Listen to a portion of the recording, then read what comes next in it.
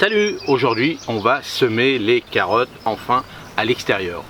Alors cette semaine en Normandie, une très bonne semaine, alors on va dire un petit peu fraîche la nuit, mais pour les semis de carottes c'est suffisant, il faut à peu près entre 5 et 10 degrés la nuit, donc on les a, il n'y a pas de souci. Le seul problème qu'il y a c'est les oiseaux.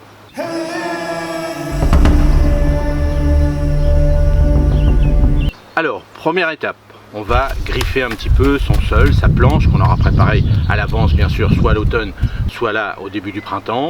Donc on griffe légèrement, c'est pour aérer un petit peu cette planche. Ensuite on va prendre ce que vous voulez, un bâton, le dos d'un râteau et autres pour faire nos lignes. Donc si vous êtes débutant, vous pouvez prendre un cordeau si vous aimez les choses bien droites, bien rectilignes. Ensuite on va commencer à semer, donc vraiment la semence doit être drue, c'est-à-dire ne pas trop serrer les carottes parce que sinon vous allez éclaircir plusieurs fois dans l'année avant d'avoir des grosses carottes. À ce sujet, je vous ai fait une vidéo comment éclaircir les carottes, vous pouvez aller la voir et vous verrez que voilà comment on procède pour éclaircir rapidement des carottes.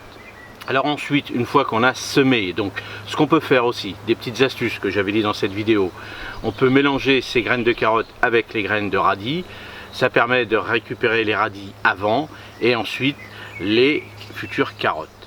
On peut ajouter aussi des petits grains fins de sable à l'intérieur, c'est-à-dire vous mélangez et ça vous permet d'avoir à peu près une graine tous les 2-3 cm à peu près pour avoir des grosses carottes.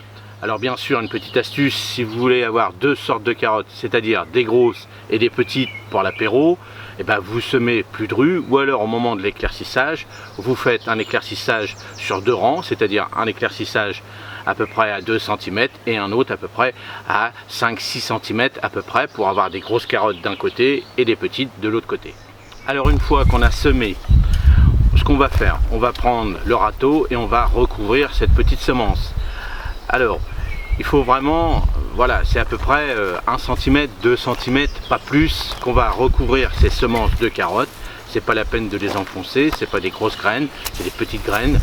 Moi, le problème que j'ai ici, c'est que je les enfonce un petit peu plus parce que les oiseaux viennent me faire des dégâts. Ensuite, une fois qu'on a recouvert de chaque côté les graines, on tasse avec le dos du râteau. C'est important, il faut que la terre colle aux graines. Ensuite, bien sûr, on va arroser copieusement, ça c'est important en fonction de votre sol. Si vous avez un sol sableux qui est très bien pour les carottes, moi j'ai un sol argileux mais mélangé avec pas mal de compost, donc mes carottes vont tout doucement faire des grosses carottes avec des grosses racines. Vous, dans les sols sableux, il n'y a aucun souci. Ensuite, moi je vais mettre un voile dessus pour éviter que les oiseaux viennent gratter parce qu'ils n'arrêtent pas en ce moment, je sais pas ce qu'ils ont, mais ils grattent. Mais ma butte de pommes de terre c'est pareil, elle est détruite tous les jours. Les cornichons, les concombres, ça a gratté partout, c'est une horreur. Donc voilà, moi je mets un petit voile, comme ça je suis tranquille. Alors il y a un peu de vent en ce moment, je mets des planches de chaque côté et je surveille tous les jours, je lève tous les jours une fois que c'est sorti.